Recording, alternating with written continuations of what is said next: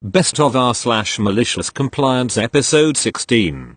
Before I start this off, I should point out that I'm from the UK, where in hospitality we get the same minimum wage as everyone. Some places, like mine, pay above it as well, not like in some parts of America where you rely on tips to survive. I work part of a fairly big pub chain that recently bought out a restaurant I used to work at and relaunched it as a pub. One of the changes was the way the company handles tips and service charge. In the old place, managers pulled all the tips and service charge together and gave it out as cash. Some people got a bigger cut than others, mostly depending on how long the person has worked there and how senior their role is. Now in the new company, there's two policies to consider. 1. Salaried managers can't have a say or be involved in how tips are distributed. We have to do it ourselves. 2. Service charge gets applied automatically to tables of 6+, so we all had a meeting about how we gonna divide it out. Now the meeting itself was a mess. The waiters, knowing they outnumbers us, wanted a system where service charge goes to the bar and KPS and waiters keep the cash tips and tip the bar out at their discretion.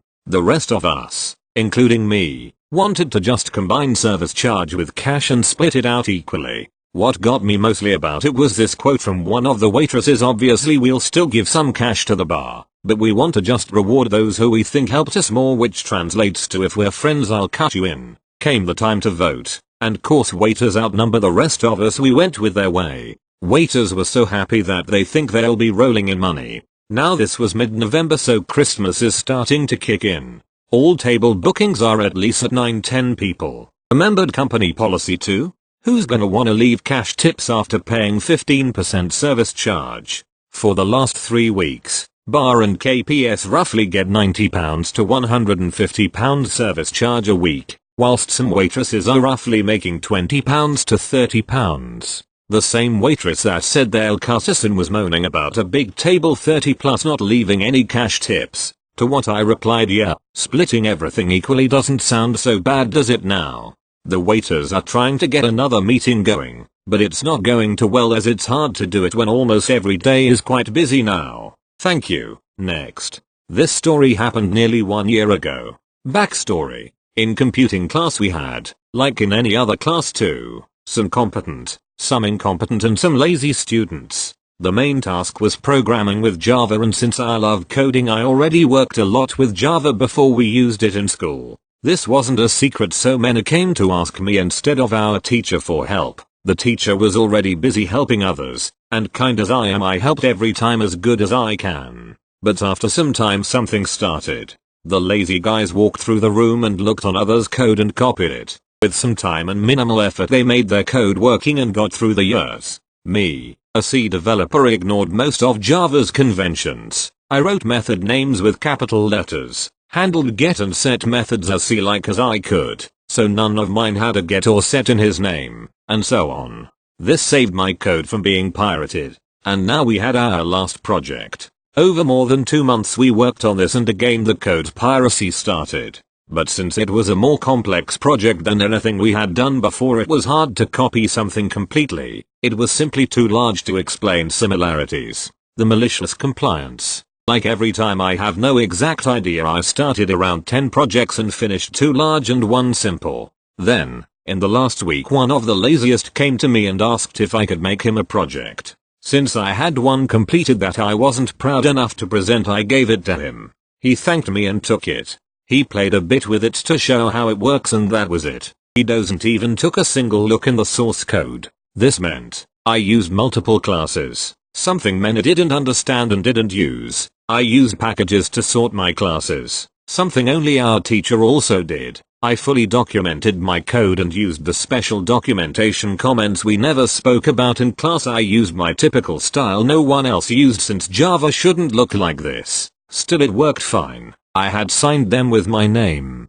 On top I placed all my projects in our shared folder, like everyone else, and because of this my copy was there first. He was one of the last who presented, and like with every project our teacher asked him to show us some code and explain parts he was really proud of. So he opened a file and the first thing was the information about the author, me. So he told that he used this to build his project on. Our teacher allowed it to take parts from elsewhere as long as we marked them as others' work. and opened another file, and the first thing was the information about the author. But since he already thought that this would be there, he scrolled down as fast as he could so no one could see the author. Now everyone could see my special style of coding. He ignored this and made some vague comments which explained nothing. Then he closed the file but kept the overview open. In the overview you can clearly see the name of the project. Like everywhere else, I also made the package names more C-like. It was bdev app project name. This were two more problems. First, I signed all my projects with bdev, something obviously no one else would do. Second, in Java all package names are with lowercase. We never learned with uppercase. Our teacher smiled all the time. He already looked into our projects so he could ask if he doesn't understand what we did, unlikely, or if he isn't sure which grade we deserve, so we could show additional knowledge, or not. The first thing he asked was, what does @author bdev mean? He haven't got anything great, but I don't know what exactly. He never told me. Edit. Since it came up in the comments, no, I haven't got any problems. No one even knew that I gave it to him. Like I said above, it was already in our shared folder so anyone can access it. Thank you. Next. Hey everyone. This is by no means the most exciting instance of malicious compliance, but I'm enjoying the work I've done right now. I help manage an outpatient behavioral health clinic, and we offer a few different treatment options for patients struggling with depression or mental illness. I've never been a huge fan of psych, but I have a good job and I really enjoy advocating for our patients. I won't go into exact treatment details or any patient information, of course. But some of our treatments require extensive prior authorization and coordinating to ensure insurance will cover. I just received a denial over an authorization I worked pretty hard for. The reason was that they claimed to not have received patient health questionnaire 9 forms we have patients complete. Well, I actually did include the PHQ-9 forms included in the clinical notes I sent over. I guess they just didn't feel like sifting through everything I sent over. Most prior authorizations require as little as a phone call to initiate the process, or perhaps a single form along with adequate documentation. So I decided to appeal this decision. Of course, I included over 130 pages worth of clinical notes, authorization forms, letters of medical necessity, etc. I hope they're not upset with the amount of work I created for them. I'm just adhering to the stringent requirements set by this patient's insurance company. Thank you. Next. I used to work at a small amusement park about 8 years ago. During the weekdays the park was generally not too busy and would close around 8 p.m. My shift was from 3:38 p.m. The ride manager's shifts were from 9:45 a.m. to 3:45 p.m. for the early shift, and 8:15 p.m. for the late shift. This particular day I wasn't feeling too good. Usually when someone wasn't feeling good they would let you work one of the easy rides like the giant slide. All you had to do was sit at the entrance checking for height compliance and rider wristbands and passes. Since I was one of the seasoned workers they usually had me work the more complicated rides. That day they put me on the most complicated ride in the park, the Ferris wheel. I had told them I wasn't feeling well that day and politely asked if I could have an easy ride that day, but our manager told me number. I pleaded, but they told me I was one of only a few there who were qualified to run that ride. So my partner and I headed to our ride, and when we got there, as luck would have it, they told us one of the buttons on the ride had gotten stuck and they had just radioed our manager to contact maintenance to come out to fix it. When something happens with the ride that required maintenance, the rule was to close your ride and radio the manager, who in turn radio maintenance, as we were just ride workers and were not allowed. So we waited for maintenance to come fix the ride. 10 minutes goes by without them showing up. 30 minutes, an hour, 90 minutes, nothing. Maintenance at one point had even driven by on their golf cart as if nothing was wrong. 2.5 hours go by of me sitting and getting paid to do nothing when our breakers come to relieve us for our 30-minute break. We let them know that we were still waiting on maintenance to come fix the ride. We go on our break and my ass is happy because I was now in the air conditioning and I basically just got paid to sit and do nothing for the last 2.5 hours, even less than what I would have done at the giant slide. While in the break room my manager was very upset and confronts me and my partner after our breakers told him that maintenance still hadn't arrived. I told him it had happened while early shift was out there and that they had already radioed the ride manager. We were just waiting on maintenance. Turns out they told the early shift rides manager who knew I wasn't feeling well. It was the late shift manager who put me on the wheel and wouldn't allow me to work an easy ride. Apparently the early manager had forgot because he was busy with shift change. Early shift manager had my back. Meanwhile our break was over and we went back out to our ride for the last 90 minutes of the shift. By this time the park was nearly empty as people either headed home, or were eating dinner or went to the park's pool for the rest of the night. Maintenance was just finishing up when we got to the ride. The maintenance guy asked me why I didn't call it into my manager and why I didn't flag him when he went by earlier. I told him I wasn't feeling well and my manager refused to let me work the slide. Our maintenance guys were a bunch of potheads, so he was like, alright, I see what you did there. We worked the last 90 minutes only running the ride a handful of times. After that they altered the rules to if maintenance didn't arrive in 5 minutes to radio the manager again. Thank you. Next. When I was a kid in the 80s you could rent a 3-bedroom house for $700. I think it may have been a little less than that, but it was around that much. Also, I have to assume that this was a completely illegal rental anyway because there's no way in hell this place would ever pass an inspection. The yard alone was pretty big but it was covered in 6 feet plus tall weeds and poison ivy. It took months to clean it up. The house itself was even worse. We had black stains on the walls and ceilings from soot coming out of the heating vent. Our cesspool was clogged, so instead of actually having something done to fix it, the landlord just decided to shovel a massive hole alongside of it, so it was just one really big shit pit, which smelled amazing in summer. We had running water from a well but it came out of the faucets red and brown because the inside of the well was completely rusted. We would bring huge water bottles to my grandpa's to fill up with water. The well also froze in winter, so our neighbors were nice enough to let us attach long hoses to their outside spigots so we'd have water. But the worst was when the wall alongside the bathtub collapsed because it never had any insulation in it and it was so shittily made that the rain had slowly been rotting through the siding and into the plasterboard until it just gave out. For weeks the landlord wouldn't fix it. And my mom was super pissed because she had 2 young children that she had to bathe. So we ended up having to take them at our grandfather's, which was a 45-minute drive each way. So my mom and my stepfather decided that they weren't going to pay the rent until the wall was fixed, and the landlord countered by saying that he wasn't going to get it fixed until we paid the rent. My stepfather and grandfather had several of those really big water bottles filled with change. They had been saving them up for years and years. And this was back when they didn't have Coinstar, so you would have to go to the bank, get the paper sleeves and then put each and every coin into the rolls and then drive all of them back to the bank. The change in those jars were mostly pennies, nickels and dimes because we used the quarters at the laundromat. So finally my stepfather tells the landlord that he can come by and pick up the rent money, and he said that he apologizes but some of it isn't change because money's been a little tight. My stepfather said that it was mostly quarters though, and the landlord agreed to it because some money is better than no money. My stepfather had put all the change in boxes, just to make it even more inconvenient trying to get them in and out of the car. He wheeled all the boxes out stacked up on a dolly and loaded them into the back of the landlord's car. Every time he put a box on top of the other, he would hold them up at chest level and just let them drop, so some of the sides of the boxes split and the change just fell out all over his trunk.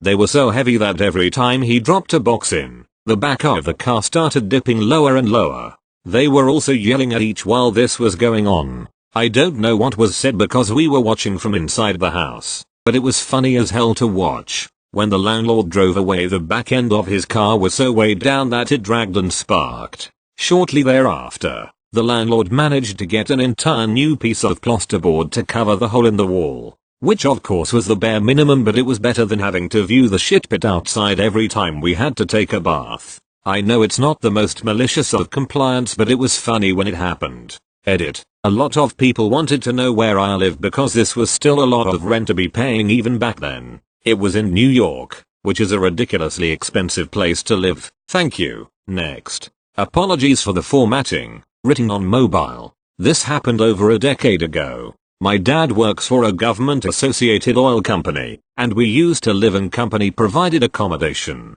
A lot of maintenance like plumbing, electrician, carpenters etc. were done by the company-appointed vendors, since they were on a contract. The company was up for a new painter contractor and we had a couple vendors lined up for the job. Since our house was up for a new paint job, my mom decided to let the company test one of the vendors by letting them paint in our home. We'll call him Painter X.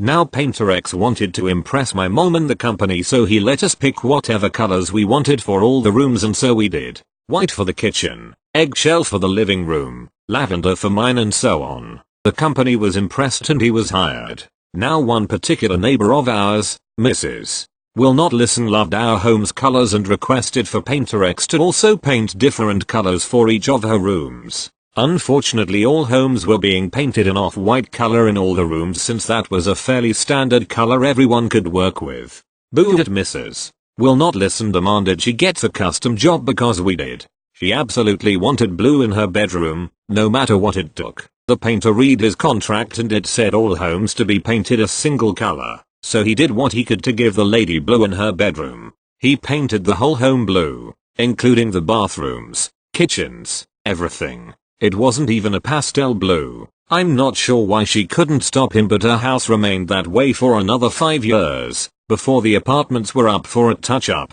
as per the contract. Thank you. Next. Reminded by this story. https://www.reddit.com/r/maliciouscompliance/comments/e7nzpp/watch your 6-year-old without being asked/. I'm a big war games player, and a local store used to buy tickets and rent a bus to bring people to a Games Workshop convention in Baltimore. Games Day. The cost they charge covers the bus and a one-day ticket. The only caveat is that kids under 18, 16 with a note and an older buddy, had to have at least one adult with them, who was also paying full entry, on the idea that the parent would stay with their child. This was made explicit in following years. Now the convention was located in the prime shopping area of the Baltimore waterfront, so every year there are a few parents who come to go shopping. Usually though they have a few other parents who agree to watch the younger ones though. The year this took place, my friend Hal and I ended up going. Keep in mind that we're both in our mid-20s. So as we go through our morning at the convention, we notice that a familiar group of boys were following us. When asked, we were told, "We should stay with you too because you're responsible." None of their parents were in sight, or on the site as it turns out. Most of them were cool, at least as cool as a 10-year-old can be to someone in their mid-20s. Ages were from 8 to 16. We ended up grouping them up with an older kid as an assistant buddy, and took them with us. It's not like their parents were around for us to give them back after all, and we knew most of them from the shop. Made sure they got turns at the different events. Nothing at the convention could be called inappropriate, and generally made the best of it. But hey, we were still a bit angry at having them foisted on us without being asked. Well, it turns out none of them were given enough money for lunch. They had their own money, which they spent on swag, but the cash their parents gave them wasn't enough to cover an actual lunch at the convention hall. It averaged about $3 per kid, when that was the price of a soda. So, Hal and I took all of their lunch cash, and took them to Hooters, used that money, and some of our own to make sure the waitresses were extra attentive, and had them at their own table. We sat nearby to keep an eye on them, had them order whatever they wanted, that a kid could legally get. No booze of course, and between the restaurant being mostly dead, and the fact that Hal and I were tipping well, meant there were buxom scantily clad women around constantly, almost a 2:1 ratio, kids to waitress. They must have eaten 5 platters of wings before they were through, not including the ones they ordered but didn't like, usually because it was too spicy. Those got bagged up into a cooler bag. Told them it wasn't an issue, just order something they did like. At the end we picked up the tab, but not before calling the trip organizer, Jim, to let him know what happened. Was told it wouldn't be an issue, get him a receipt. So we get the group scrubbed up, helped by the assistant buddies, and back to the convention, and finished the afternoon. So we got back to the bus, and gave Jim the receipt for lunch, as well as any other necessary items, mostly beverages. Gotta keep hydrated, that we bought them afterwards. Just for them, not our bills. We paid for our lunch separately. For example, the bus was set to leave at 6 p.m., and we were told be back for 5 p.m. just in case, because the trip would leave, full or not. So around 5:30 the parents start coming back in, only to meet Jim at the front. He refused to let them on until they paid us back for watching their kids.